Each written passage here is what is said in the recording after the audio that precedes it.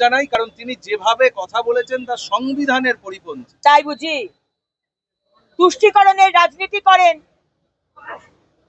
আনসারুল বাংলার টিমের কাছে মাথা নত করেছেন, ঠিক যেরকম ইউনুস করেছেন জামাতের কাছে।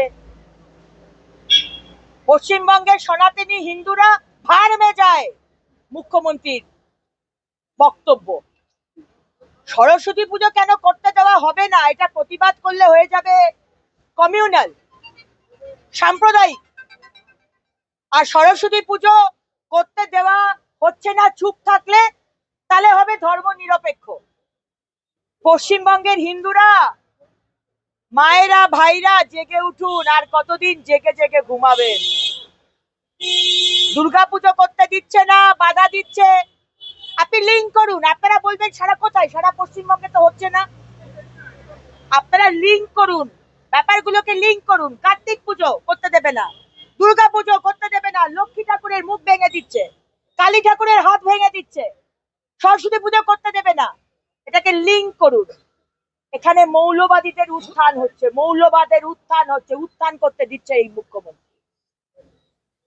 শুধু তুষ্টিকরণের রাজনীতি করা, শুধু ভোট ব্যাংকের রাজনীতি করা আমরা করতে দেব না। 1000 বার প্রতিবাদ করবো, আপনি 1000 বার সাসপেন্ড করুন। আপনার এই বক্তব্যের জন্য আপনার বিরুদ্ধে প্রিভিলেজ মোশন আনা হতে পারে, কারণ বারবার বলা হচ্ছে যে এই যে হিন্দু মুসলিম এই কথাগুলো আপনারা বলছেন প্রতিদিন সাংবাদিক সম্মেলনে অথবা ক্যামেরার সামনে। কেন বলবো না? আপনি যদি, আমি তো হিন্দুদেরকে কোনো আলাদা প্রিভিলেজ দিতে বলছি না।